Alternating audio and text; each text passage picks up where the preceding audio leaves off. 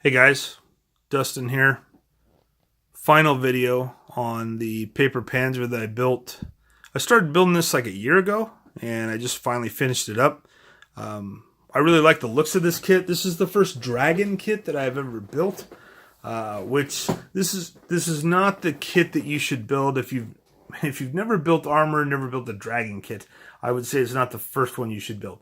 I only say that because this is a paper Panzer. And in real life, this thing was kind of a conglomeration of different things, including, you have your Panzer IV chassis, your upper and lower hull, but then you've got a Panther F turret with the big gun on it, and then the Schmalturm and everything. So there were a lot of sprues in this kit. Some of them you'd use half the parts on it, some you use a third. There were sprues in that kit from a Stug and Panzer IV and a bunch of different things. So it was kind of an alphabet soup, building it a little bit. Not too bad though. I mean, I'm not saying, instructions were good for the most part. There are a couple things I find in instructions with tanks where I wish they'd do the process like they say that you do it they say here's 1, 2, 3, 4 of this process, and it'd be better if it was 3, 1, 2, 4 or something like that, But that's just me. You work around it. Overall, fun kit. This tank is in the Bovington Tank Museum because they only built 2 of them. I've got this paper Panzer book right here and prototypes of what if tanks. You can kind of there's one on the cover. You can kind of get an idea of what a paper Panzer is.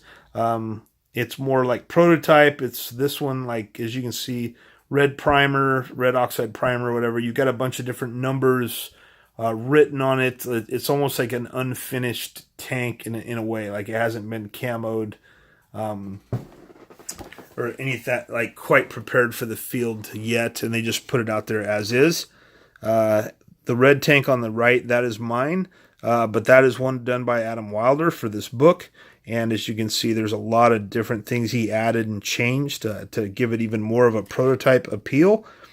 And then on the left there, you can see there's the turret at Bovington, and there's the breech, cutaway view, the Panther F turret. So I won't get into too many details on this. I will say the one thing that was bad about the design on this, the Krupp company was the one that was kind of like working on this project, and one thing that just didn't work was the gun that was in that turret. I read where the breech it filled up too much of the turret. It went back too far, so the loader would have a hard time being effective and loading shells quickly and moving around in there. He wouldn't have much room.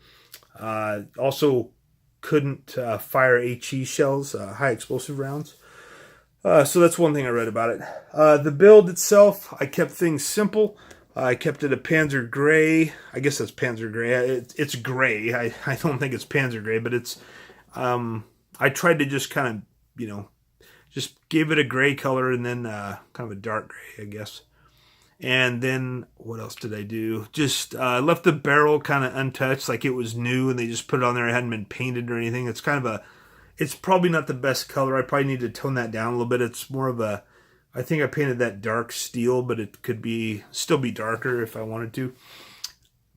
The side armor, the side skirts or the Schmalturm, that was difficult. That was, if you see on the box art, that's a solid screen, and that's one thing I didn't quite understand. Like the box art has it as a solid screen.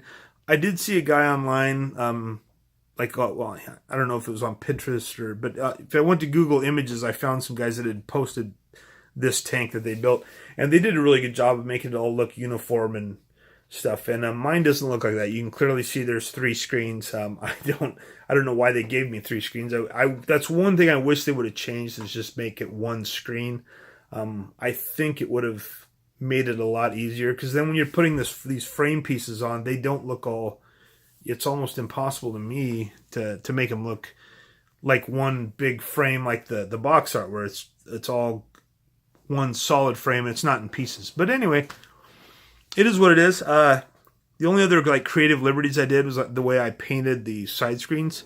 I just did a green and a yellow, kind of a dark yellow striping on it, and I actually did both sides to kind of have it come through better. What else?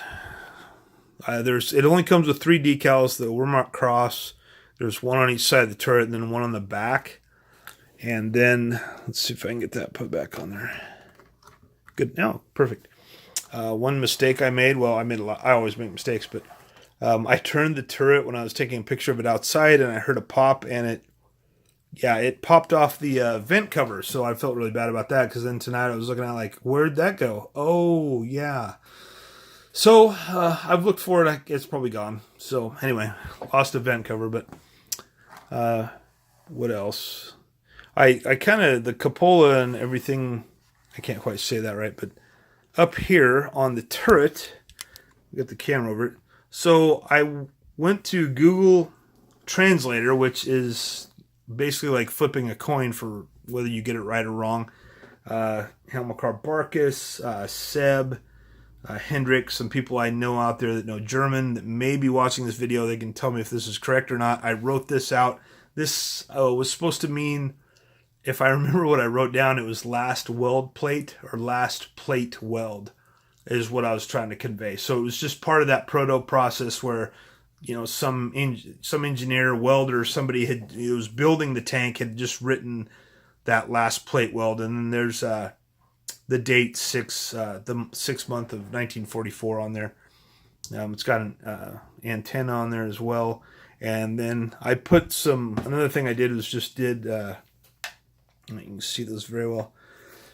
Get it back here where the light's better. Getting long in the tooth here. I put this is photo etched too, and I just had some pieces left over, so I just put some pieces on there. This was actually helping hold this together better, so I looked at it more like a patchwork thing.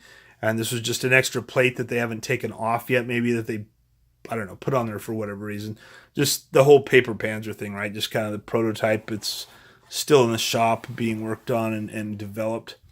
And then I colored the hatch covers like they were old ones, like they didn't have any more or something. So they took some off an old tank, another Panzer, and just put them on there, and they need to be painted. So that's about it.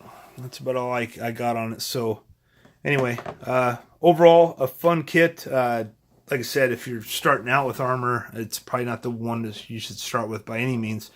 But I enjoyed it. Paper Panzers. A lot of guys don't like building them because they have no historical reference, so you can't really build a story with it that's a true story. But I did enjoy building it. I did like the idea of being able to just kind of do my own thing with it, and like I said, at the same time, not get too crazy with it or anything, and try to just keep with the theme of a prototype tank. So that's all I have. You guys take care out there. This is Hinterland Customs, and I'll see you next time.